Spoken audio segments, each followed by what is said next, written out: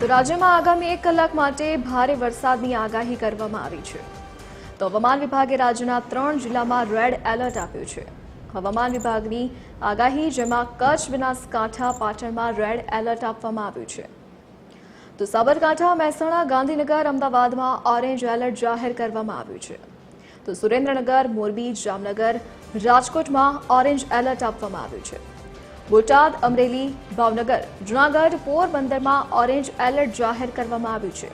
દ્વારકા, ગીર સોમનાથ અને દીવમાં orange alert જાહેર કરવામાં આવ્યું છે।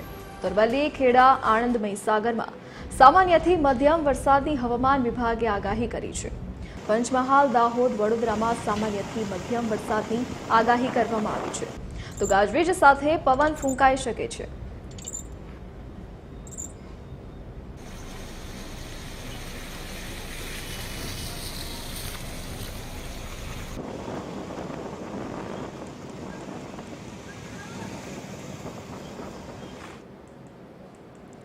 બનાસકાંઠાના થરાદમાં ભારે વરસાદને કારણે પાણી ભરાયા।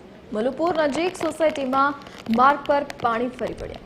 વરસાદી પાણી ભરાવાની સ્થિતિને કારણે સ્થાનિકો મુશ્કેલીમાં મુકાયા છે। થરાદ, વાવ અને સુઈગામ પંથકમાં ધોધમાર વરસાદને લઈને સ્થાનિકો મુશ્કેલીમાં મુકાયા છે।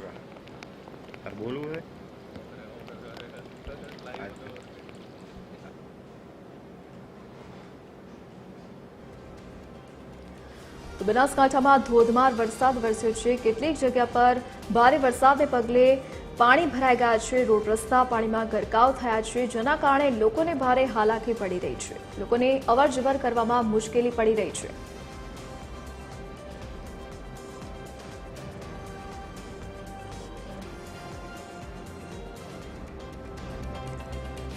વધુ વિગતો સાથે આપણી સાથે બનાસકાંઠાથી સંવાદદાતા વિક્રમ ઠાકોર લાઈવ જોડાઈ ગયા છે। જે વિક્રમ, સમગ્ર રાજ્યમાં જ્યારે ભારે વરસાદ, ત્યારે બનાસકાંઠાની શું સ્થિતિ?